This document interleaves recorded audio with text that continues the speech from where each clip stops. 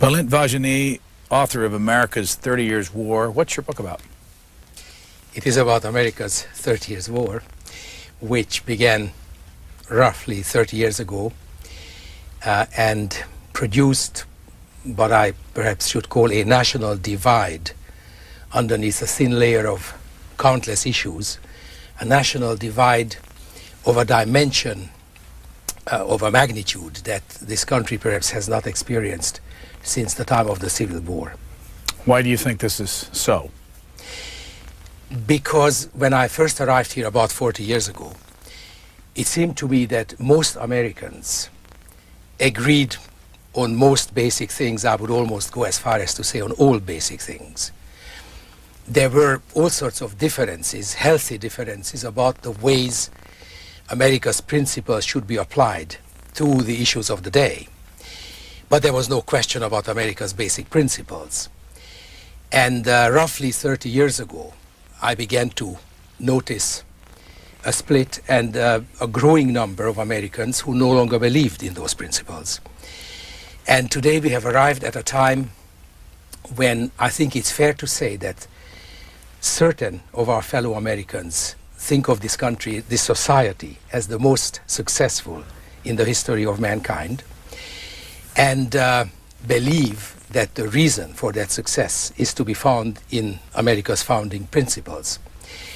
Others believe that it's really the shortcomings of America that make up our relevant history, and therefore those principles need to be replaced. And what the book explains in a much broader and deeper context is how this second group looks to the only known alternative, which is the European socialist model. What's your favorite thing about the United States that you've found? The people. I think without any question. I don't know what magic and what incredible inspiration led the founders to the point where they laid the foundations of this society the way they did. But the result is that people have come here from all over the world, from countries where, as we know, people are not particularly nice to one another, and pretty bad things happen. Now those biologically same people, identical people, come here, sign on to these, well, if I may say, articles of incorporation, if I may so refer to the Constitution and the Declaration, and somehow they become different people, people who know how to live and work with one another. And that really was what hit me when I first arrived. Also, of course, and this is an important part of it, the relationship between government and the governed, which is something that, of course, many people have written about, and it's basic. But you see, growing up in Europe, you get used to government as acting as the possessor of power. And here I found out what it is when the government is public servant. But that's a matter of the past. Where have you lived in the United States? I first arrived in Tallahassee, Florida, because I'm a pianist by profession. And I had already embarked on a kind of an international career by that time. And there was a very great Hungarian musician, perhaps the greatest Hungarian musician of the century, who spent his last 10 years teaching at Florida State University. And actually it was he who invited me and arranged for a little scholarship and found someone to sign my papers. And so Tallahassee, Florida. What was his name? Erno Dochnányi. And his name is known today through his grandson, who is the conductor of the Cleveland Orchestra. But of course, I mean, Dochnányi was probably in many ways the greatest, or among the greatest pianists of the century, and a very distinguished composer and conductor. Very few people remember now that the New York Philharmonic, when it was the New York State Symphony, invited him in the 1920s to conduct them for whole seasons, even though he's least known as a conductor. But to answer your question, I started out in Tallahassee, Florida, then... What year? This is 1959 and 60.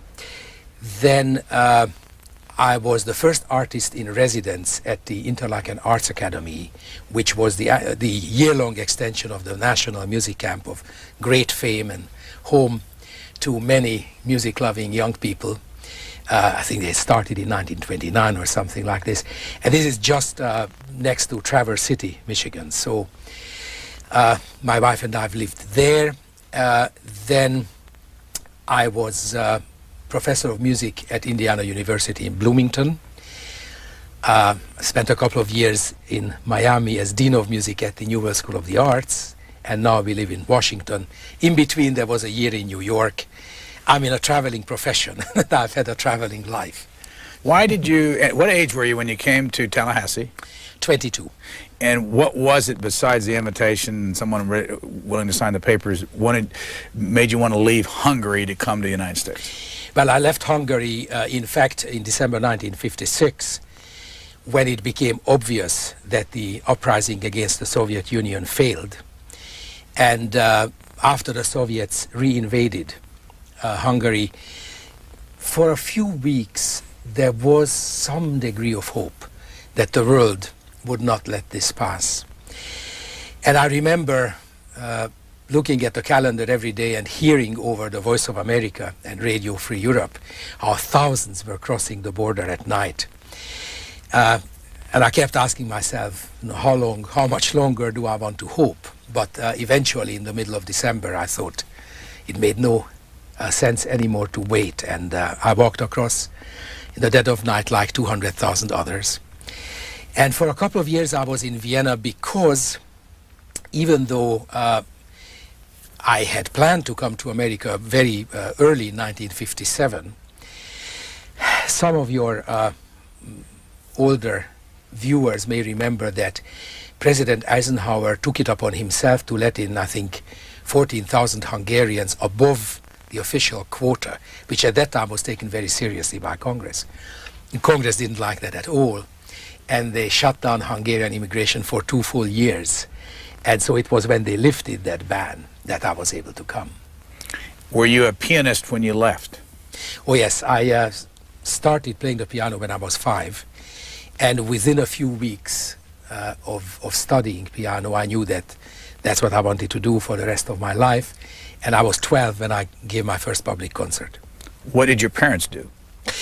My father was the export director of a textile company, and my mother was simply a homemaker.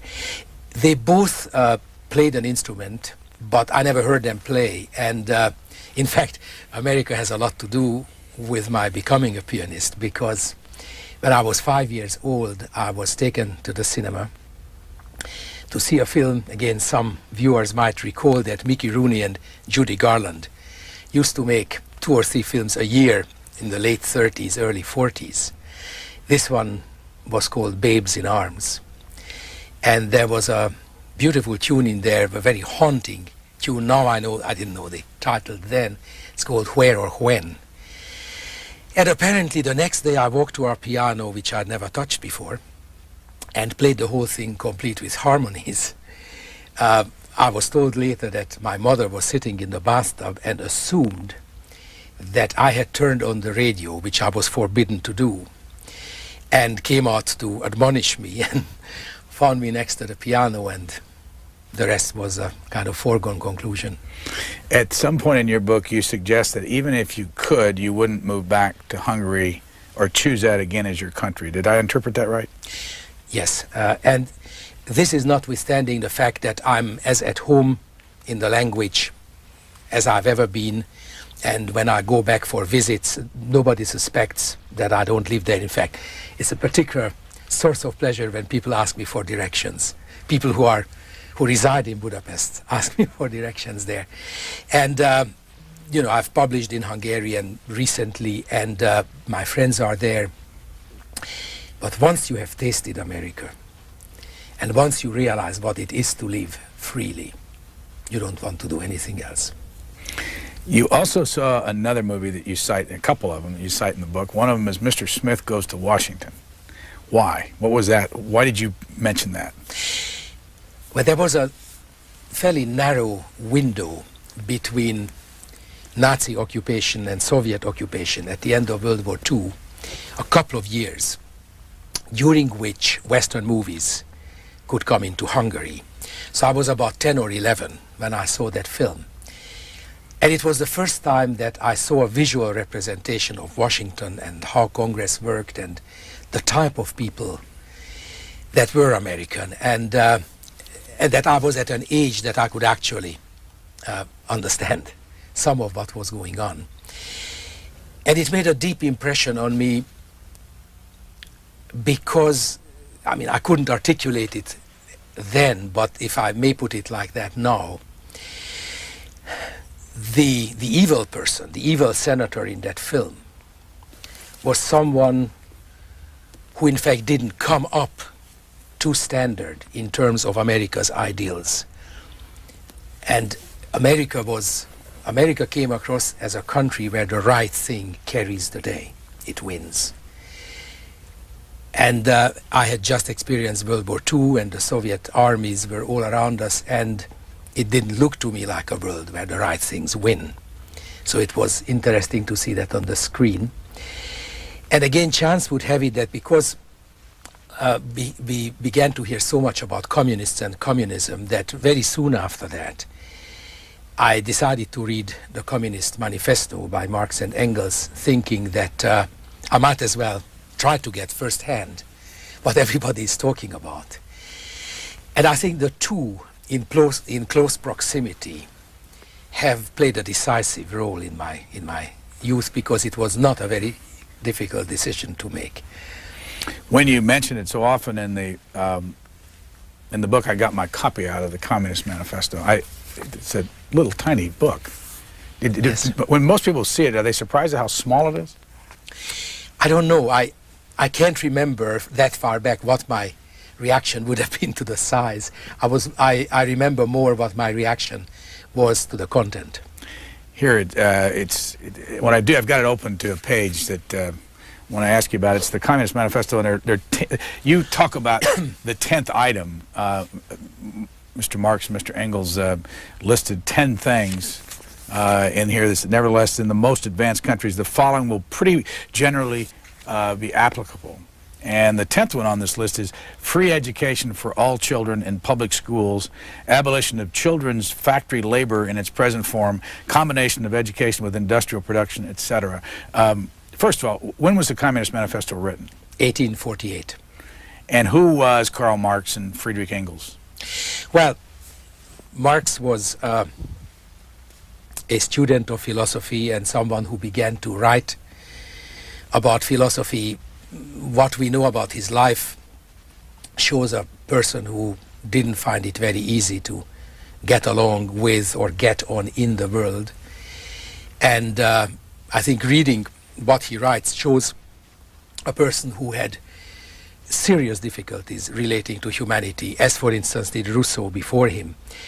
These are people who seem to care a great deal about humanity as a whole, but not about individual people, and they don't have much relationship to them. In any event, there was a French philosopher by the name of Proudhon who wrote something called the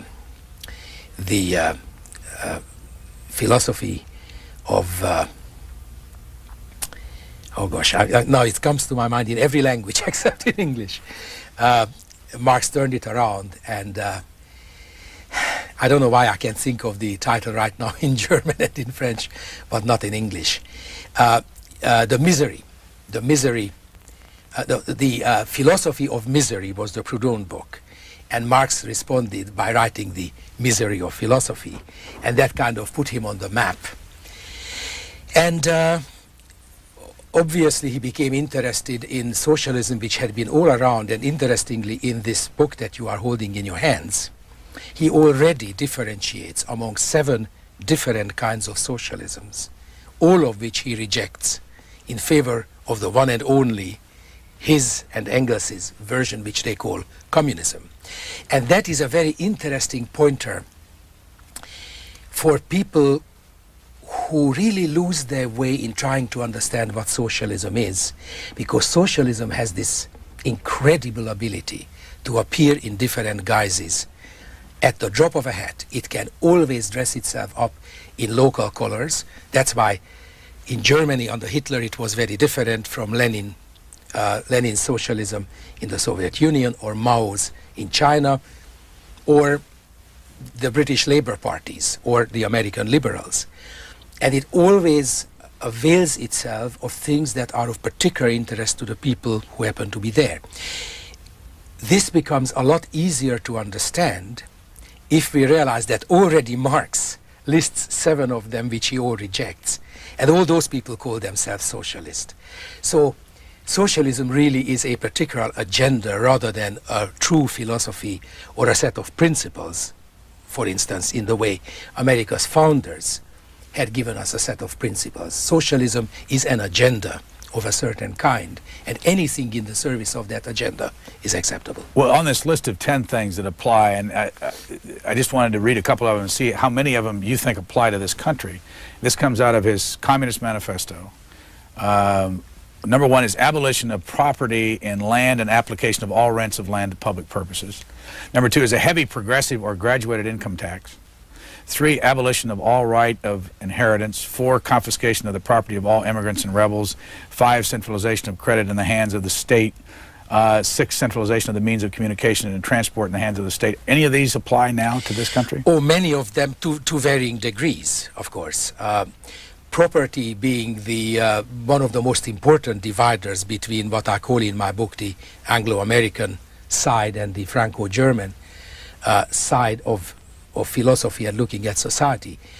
On our side, the guarantee of property, ever since the writing of the Magna Carta, has been considered to be joined at the hip with freedom.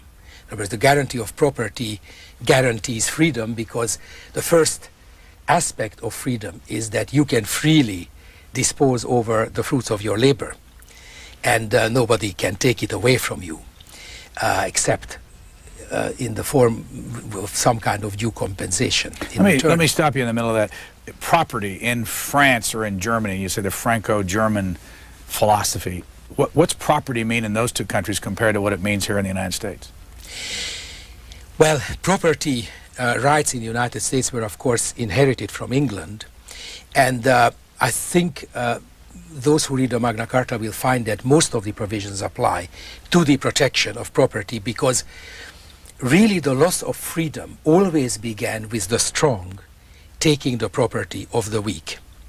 And the Magna Carta sought to remedy that, and of course America's founders produced the best possible set of documents to do that. Now, unfortunately, I say this in inverted commas, the guarantee of property is not a relative concept.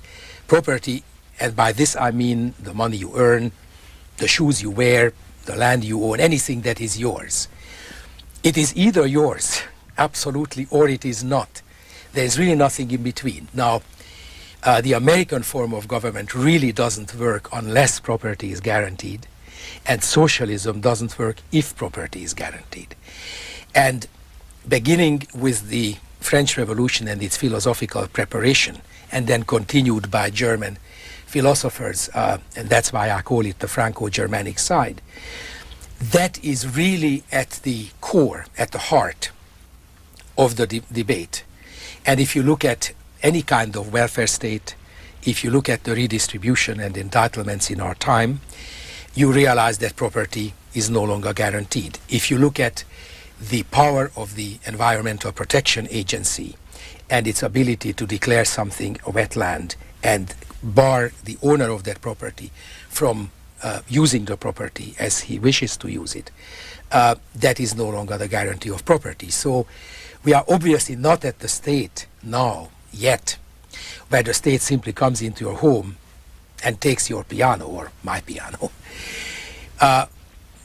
But once property is not guaranteed, who tells us where it ends? Another couple of these items, that, would you call these the principles of communism? Well, no, I don't think communism has principles. It has an agenda. I think these are items that they thought of particular urgency. Extension of factories and instruments of production owned by the state, the bringing into cultivation of wastelands, and the improvement of the soil generally in accordance with a common plan. 8, equal liability of all to labor. establishment of industrial armies, especially for agriculture. 9, combination of agriculture and manufacturing industries. 10, free education. And you mentioned this in your book, free education for all children in public schools. Again, where's that stand in the United States? Well, what I mentioned, I think, in particular detail is the School to Work program of the current administration, which is straight out of point 10. The free public education is something that I think a lot of people have come to agree with, that it should be available.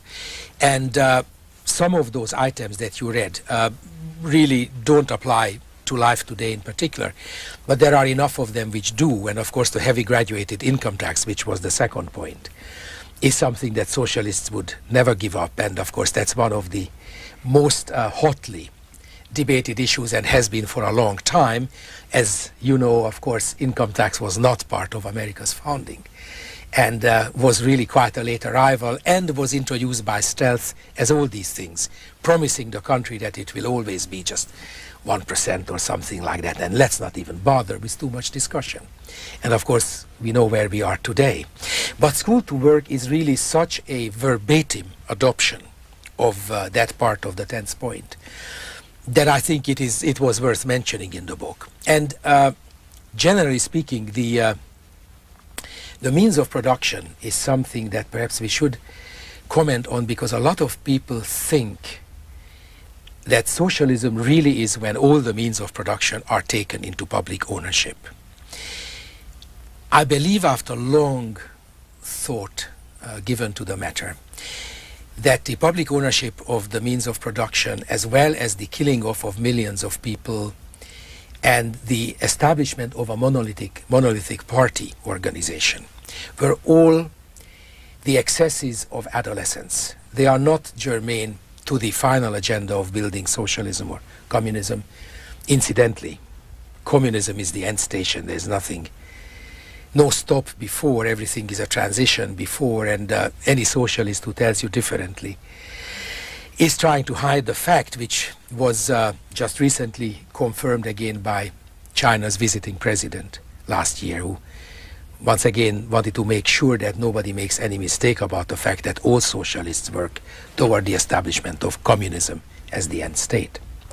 Anyway, coming back to these excesses of adolescence, I think over the years, communism and socialism, whatever we call it, has come of age. And people have come to realize that, first of all, why kill off all sorts of people who will be very happy to produce for the common good if they are just permitted to live? Why take away the means of production when in fact taking off the cream is much easier, a kind of protection racket? Let people plant the seed and harvest the produce, and let's just, let them know how much they have to give to the socialist cause. And the monolithic party, which embarrassed itself so many times over the past decades, again was replaced in the case of America with myriads of single-issue organizations, because they realized that getting people interested in something that they naturally like and prefer is a very American thing, and people get passionate about the one thing that really interests them, and don't much care and don't much realize that all these single-issue organizations are really together advocate and promote the socialist cause. You jump in your book from the Communist Manifesto to things like the Discovery Channel, which you say has a political influence. Well, I don't have any way of measuring how much it has. I know how much it tries, because those extremely appealing pictures, and it's really amazing how far we have come in showing what happens at the depth of the ocean or the depth of the jungle, or within a bird's nest. There is this pious, monotone voice, invariably pointing out, both in very overt and in subliminal ways, what a rotten creation man is, and how all these animals would be just lovely and peaceful creatures, just having the time of their lives, occasionally killing each other for food, that's unavoidable, but that really man is the enemy and everything that's bad on earth comes from man. And, you know, it's one of the fashionable things. Do you think it's done on purpose? Well, why would anyone write a narrative using words that the person doesn't mean? Let me give you another example. NBC had it wasn't a documentary, it was one of these two-night dramas with the title Virus. And it was the usual, you know, alarmist entertainment. And it ended with a narration underneath the credits. And the narrator said, somewhere in the depth of the rainforest, this terrible virus is hiding. It is ready to unleash its terrifying power on this unfortunate planet when we least expect it. But this virus is not the greatest enemy of this planet. Man is. Fade. Now, you might suggest that this was done accidentally, but I don't know if I could agree. You talk about television news and the makeup of the anchors. What's the point? Well, it's a subject that is debated quite frequently, that the media is biased on the socialist side. And please forgive me that I don't use the euphemism of left and liberal and progressive, because as I try to explain in the book, we might as well return to plain English and call socialists socialists. In fact, I think socialists owe it to this nation to tell us what they are. And before answering your question, which I'm not trying to evade, I think it would be a wonderful idea if the country would be given an opportunity to vote on whether it wants to go socialist. Perhaps it does. Then let's not hide it. Let's put it to the vote, but in open terms. To come back to your question, something that just happened to me. So I'll speak with some authority. There is some interest in a political proposition called the Third Way, because both President Clinton and Prime Minister Tony Blair of Great Britain have expressed an interest in finding what they call a third way. And one of the very distinguished columnists wrote a sizable article just a little while ago suggesting that it would really be worthwhile to look at this possibility, and perhaps it is an answer. And one of the NPR morning shows invited this columnist to talk about the third way, and I received a telephone call asking if I would also come and represent whatever I happen to believe in. And I said I would love to come, but in the end, the host decided that he only wanted socialists of various hues to be present, and not someone who represented the American principles, and the invitation was withdrawn. And this is just a tiny thing. There are daily occurrences. I mean, David Broder, for instance, who is a highly distinguished and highly respected figure, reported recently on an executive order that the president tried to slip by the country. It has a number, Executive Order 13083, which because some people realized the danger in it, was actually brought to the point that the president had to suspend it. And the report in the Washington Post, written by a highly distinguished journalist, didn't say anything about what that executive order, had it stood, would have done to the country and the Constitution. It kind of reported in lukewarm terms that there was resistance and the White House will have to rethink it. But I was just asking myself, if a Republican president had tried to basically undo the Constitution with an executive order, what the reaction would have been. But back to the anchor thing, and the reason I brought it up is because I remember you referring to the fact that there are usually 4 anchors on a television news show on a local basis, and 2 of them news, one of them weather, one of them sports, and that there is always a racial mix, a Hispanic, a black, a woman, and all that. Have you noticed this as you've traveled around in all the cities that you go to? And what does it mean if that's the case? Well, what it means is that we live in a world of quotas, which I consider as much running counter to American principles as anything possibly could, and that as part of this 30 Years' War, forces have surfaced in this country which have somehow brought about the condition in which radio stations and television especially, of course, because it's visual, feel that they need to show this kind of a mix or they will be in trouble. And people do get in trouble. I mean, there's no question that there's a quota system in the universities, at the workplace, with federal contracts. I mean, it's a hotly debated topic.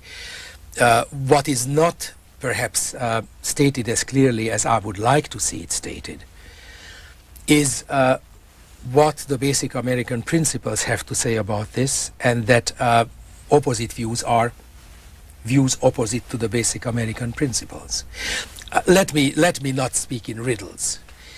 When I arrived in Tallahassee in 1959, and I found that there was in fact segregation, I was extremely upset because I was deeply disappointed to find that what I had taken for communist propaganda about America was in fact true, at least in certain states. And as soon as I could speak English, it took a little while, I didn't speak any when I arrived, I certainly became very vocal about it, to my detriment, which I didn't mind. I took on more formidable foes in Hungary. And I was delighted, really delighted in the early 60s when I saw that a growing majority in America really wanted to do something about this and settle the score, so to speak, and even the playing field at last. Integrate. Well, let me put it in a different way and say, make absolutely certain that opportunity is available to all equally and that everybody gets equal treatment by the law. Because I think these are the two things that we can provide through the legal system. Other aspects of this depend very much on human behavior and the flexibility of certain people and a lot of other things. What the law can do and must do is to provide equal treatment to all and make absolutely certain of equal opportunity for all. I also thought that this development would finally enable all of us to treat one another as individuals, and that all remnants of group treatment would disappear. And therefore I have to confess to my unending disappointment that the last 30 years have seen a greater fragmentation into groups than I ever thought possible in America. And that's what we see on the television stations, among other things. In the back, in your book, by the way, before I forget it, you ran for mayor of Bloomington, Indiana. Yes, in 1991 I was drafted because the official candidate had to drop off for personal reasons, and with 90 days in the campaign, there had to be someone. Did you win? No. I didn't win, and there was very little chance that I would win against a three-time incumbent with 90 days and very little name recognition. I may have noticed that my name provides a little bit of a stumbling block. But having run was an experience I wouldn't trade for anything. With my wife going door to door every night, I really felt that at the end of it, I came of age as an American. Even though I had already been a citizen for, 27 years by that time, I came of age as an American, and I don't think that I would dare to raise my voice in these matters that are raised in the book had I not had that experience as a participant. Where do you live now? In Washington, D.C. And what do you do full time? I am a senior fellow of the Potomac Foundation, and I am the director of the Center for the American Founding, which I started about 2.5 years ago. I haven't given up giving concerts altogether, but I have to say that I put piano playing to some extent on a back burner. If we saw one of your concerts, who would you more than likely be playing? Well, I try to play all great music, but the bulk of my repertoire is between Mozart and Brahms, I would say, which is not to say that I don't play any Bach, which is before Mozart, or 20th century music, which is after Brahms, but the bulk of it would be Mozart, Beethoven, Schubert, Schumann, Brahms, Chopin, Liszt. Any reason for those? Any political reason for those? No, there's no political reason, but I've developed a very early, I might say, special relationship with Beethoven, because the one and only classical recording we had at home was of his 7th symphony. And I found myself playing that just by hearing, you know, through the ear. You could sit down at the piano and just repeat what you heard. Mm-hmm. Well, that's how I started, and that has stayed with me. And there came a time in my teens when I could play whole operas that way, that I didn't have the music to, I just went to the opera house. But in any event, the Beethoven 7th Symphony became a big thing, and I didn't realize how far it would take me. Probably the most unusual thing I've ever done as a pianist was to perform the 32 Beethoven piano sonatas in the order of composition over 2 days in New York, Boston, and London during the last official Beethoven year. And I started a little television production company in the 80s in order to produce television documentaries and films about composers. There again, the first one was Beethoven. And before I realized why, I constructed this this program in my mind, which had as its musical frame the 7th Symphony. And it was only after I had committed the whole thing to paper that I realized that I was really chasing my childhood there. But so Beethoven has always been very special. I think Mozart is special for anybody who's ever heard a note. And with the others, it was just affinity that developed at various times. With the very first Schumann piece I played and the very first Brahms piece I played, there was just an affinity. You haven't mentioned a famous Hungarian pianist. Liszt. Yes. My very first gramophone record, the offer came when I was about 26, was for 8 Liszt rhapsodies. I'd never played a Liszt Hungarian rhapsody before in my life, hard as this may be to believe. I was given 6 weeks to learn those 8 pieces. And the funny thing about that recording is that it has remained in the catalogue until about last year, which would make it 35 years. And High Fidelity, when they had an issue of the complete Liszt discography, somehow picked my recording as the best representation of the rhapsodies, which I really found funny because, you know, I would give half my arm to play one of them like Horowitz. I don't think I ever did.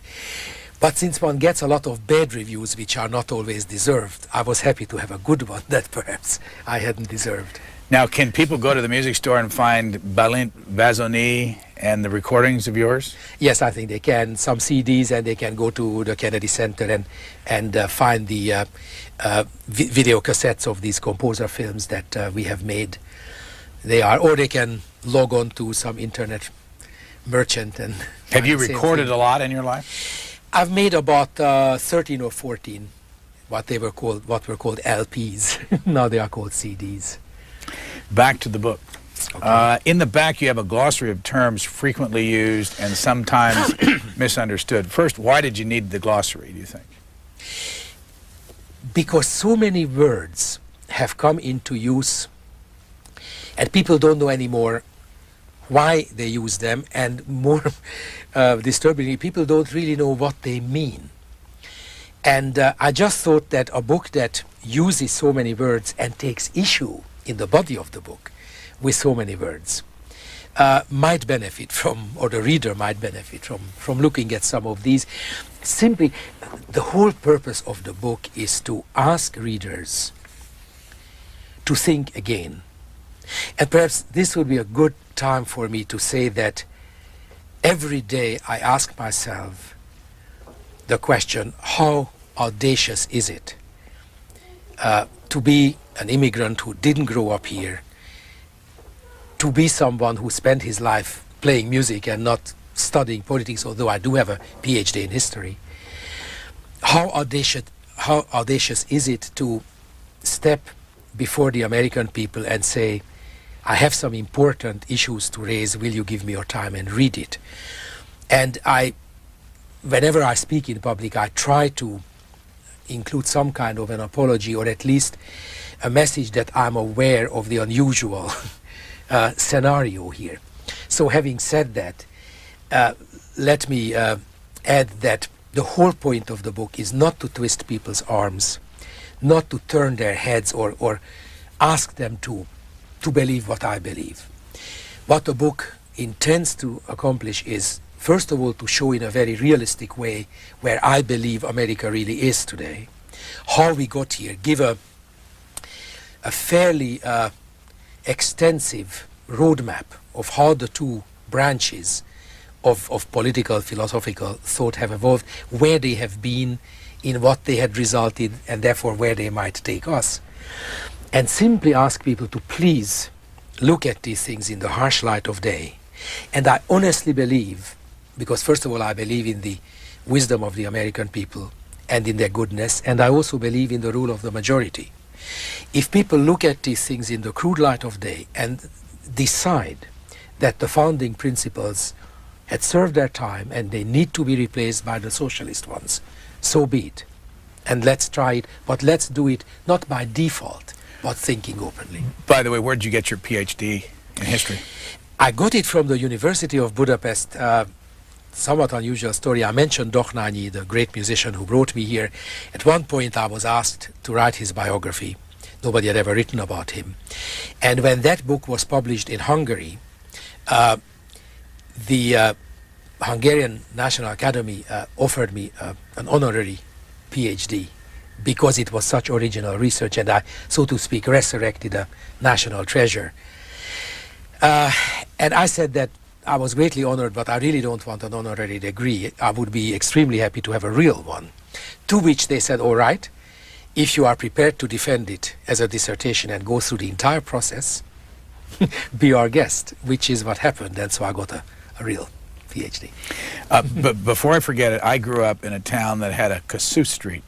And I'm not even sure that's the way you pronounce it, but I didn't find out who Kossuth was until we did our Tocqueville series here, because Kossuth did some of the same thing that Tocqueville did, came to this country. Who was he? He was... and how do you really pronounce it? Kossuth. He was really the architect of Hungary's war of liberation against Austria, the Habsburg Empire, which broke out in 1848, a year we had already mentioned earlier today because it's the same year the Communist Manifesto was published. And that was a struggle that seemed to be successful for more than a year. And Kossuth was the leading figure, and he delivered the speech which was really the equivalent of the Declaration of Independence, because it dethroned the Emperor Franz Joseph. And when the Austrians were not able to persevere militarily, interestingly enough, they called in the Russians. That's well before the Soviet Union, but I think it would help viewers to have some idea of how Hungarians feel toward Russia, because it was the troops of the Tsar that finally beat down the Hungarian War of Independence. And Kossuth after that came to America and was received with tremendous warmth, and spoke to Congress and held all sorts of rallies and gave famous speeches. And there's a bust of him over in the Capitol. There is. And there's a house named for him in Washington, D.C. And he had hoped, I think, to raise enough interest for America to somehow pick up the cause of Hungary. You know, it's very difficult when you are in the middle of an extremely elated and almost victorious effort to believe that it's over. It's just over. So after 1849, as after 1956, many people hope and try. Before I forget it, also your organization, and it's the Potomac Foundation? The Potomac Foundation is really the host institution of the Center for the American Founding. Who funds it? Well, the Potomac Foundation has its own very modest but its own means, and so the center was originally funded by the Potomac Foundation, and to an important extent still is. But in the last 2 years we have also acquired the contributions and sponsorship of simply private citizens who are interested in what we do, and some smaller foundations. What do you do? What we do is we advocate and practice discussion of all national issues as they relate to America's founding principles. And we believe that for a continued success of this society, we need to return to the rule of law, individual rights, the guarantee of property, and a common American identity for all our citizens. How many people are involved? How much money is involved? Oh, our budget is very small in terms of think tanks. It hasn't even reached $200,000 a year. We are only 2.5 years old. We would like to expand. It started out with a one-page kind of pledge we called Reaffirmation of the American Founding, where I first tried to articulate founding principles in a kind of manageable form. And some members of Congress signed that and then started recommending it. Actually, it was sent around in the form of a dear colleague letter, and then people around the country started signing it. By now they can do it on the internet, and we go around and hold town meetings where we present the founding principles and invite people from the community who are on the other side of this debate to argue it, and there is an audience which is then also invited to participate. And these are extremely interesting events because one finds out why people believe that the Constitution should be abandoned and the founders really weren't that good after all. And what I find is that wherever I go and we have these town meetings, the people on the other side have a fairly brief list of items they bring up, and it's always the same items. So that's how I realized that those on the other side simply look at the few shortcomings of this country's history as the relevant history and judge everything based on that. Book is published by Regnery. It's endorsed by Cato Byrne, Morton Blackwell, Dr. Paul Craig Roberts, and Edwin Meese III. What does all of that mean? Well, it meant that they happened to be the ones, I guess, who were asked when the book was ready to be printed. But I would say that Edwin Meese and Paul Craig Roberts are both members of the advisory committee of the center and were from day one. And I found it very interesting, reassuring, and very moving that someone of my background, or let's say someone with my absence of background in this realm, could go and sit down with Ed Meese, who at that time knew very little about me. He just listened to what I had to say for about half an hour and would put his name on there. After all, a former Attorney General of the United States, a man who stands in high esteem of many. It was quite a big thing to do, and Paul Craig Roberts, of course, is a very well-known syndicated columnist. So Cato Byrne, whom you mentioned, is the Washington editor of National Review, to which I've contributed with some frequency. And actually, we also started some panel discussions on Capitol Hill on these principles for members of Congress and senior staff, and all the aforementioned have been on some of our panels for these discussions, Edwin Meese and Paul Craig Roberts and Cato Byrne. And I guess they were the logical people to ask for opinions because they have watched my comings and goings from the day I came to Washington. Another book that I had to dip into because you mentioned it so often is this one, Mein Kampf by Adolf Hitler. Why did you refer to this so often?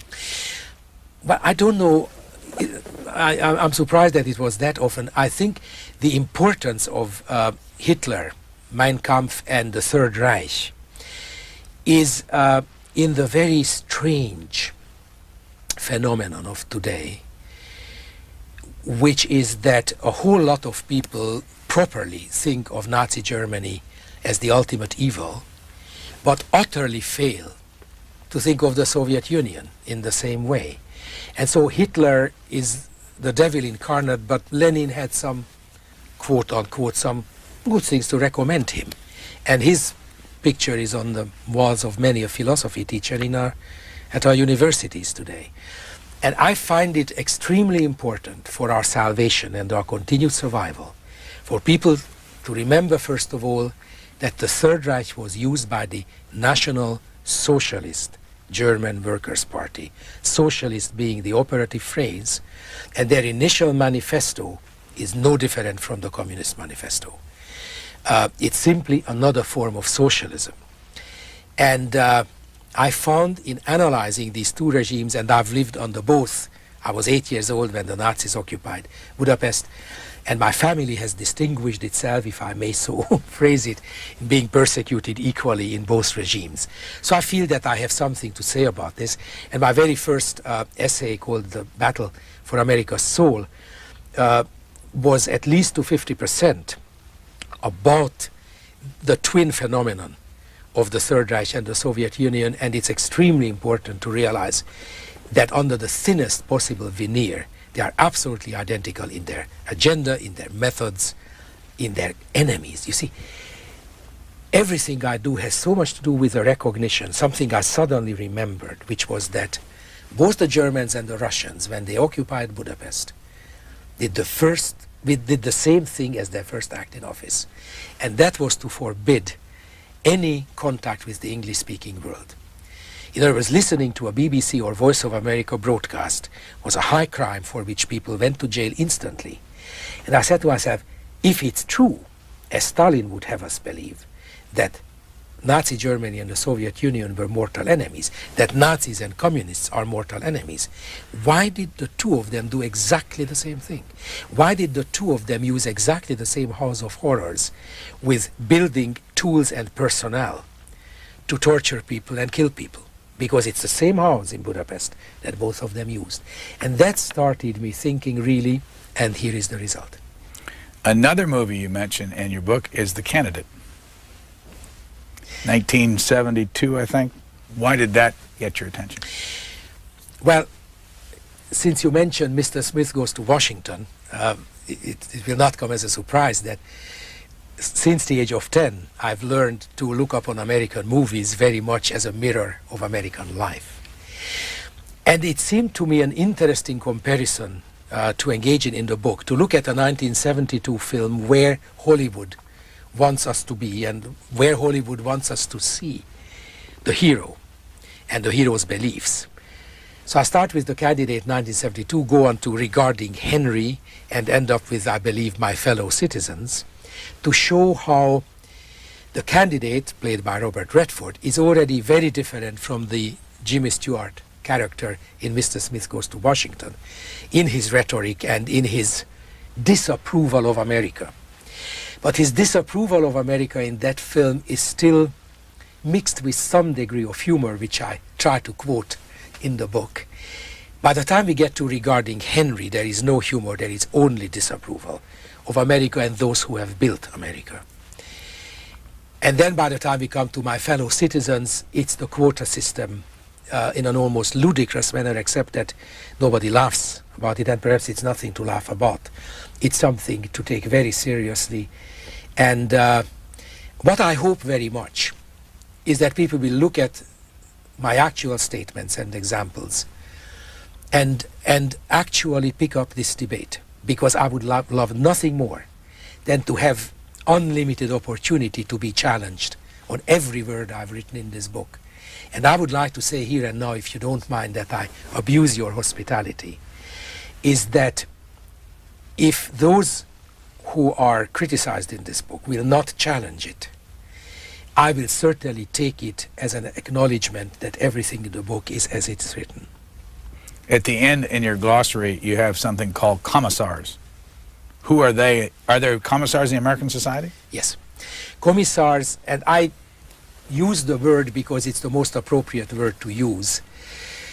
Commissars are a product of the last 30 years, and I explain in some detail. There's also a long chapter, The Commissars of America, but the glossary at the end actually gives 4 commissar biographies, because it's a totally new type of human being. These are people who have never done a job that other people consider a job. They have worked in the movement, the political movement, all their lives, and all they do really is they mete out punishment or they administer rewards to those who politically agree with them. The reason I present 4 biographies is that I want to show the reader, and I asked the publisher to print them in columns side by side, to see that these biographies read like carbon copies of one another. These are four entirely different people. But, you know, they finished school and they immediately went into these movements where they can, if I may put it this way, settle their score. These are real people. These are real people. The reason that their names are at the very end of each biography rather than at the beginning and in parentheses is that I wanted to show that it's the type that is important for us to realize, not the actual people. The device of giving the names at the end in parentheses actually comes from Debussy's Preludes written for piano, where to underscore that these were his impressions of the sails of a ship, not the real sails of a ship. He puts the title of each prelude at the end of the piece in parentheses, so that gave the idea. But I think I set it up with an interesting little story that happened in Hungary when the new secretary of the local Communist Party went to introduce himself to our great composer Kodály. And Kodály said, "What happened to your predecessor?" And the new secretary says, "He went back to his trade." Kodály says, "What was his trade?" "He was a hat maker." And Kodály says, "And what was your trade?" "Well, sir, I've always worked in the movement." So Kodály says, "Where will you go back?" And it's not right for America to have a whole class of people who have no place to go back except the movement. Last question to you. This cover, your idea? Not really. My idea had something to do with the flag, but it was really more something of a shadow and possibly our white five-pointed stars acquiring other colors. But I think there was a shortage of time, and this was proposed among many others, and I accepted. Not really the last question. I have one more for you. You have a question on your book, Who is Winning? Can you give it in 10 seconds? Who is winning in your opinion? At this point, no one is, and I would like to have as the result of this book to make sure that America does. Balint Vázsonyi, the author of this book, America's 30 Years' War, Who is Winning? Thank you very much for joining us. Thank you so much for having me.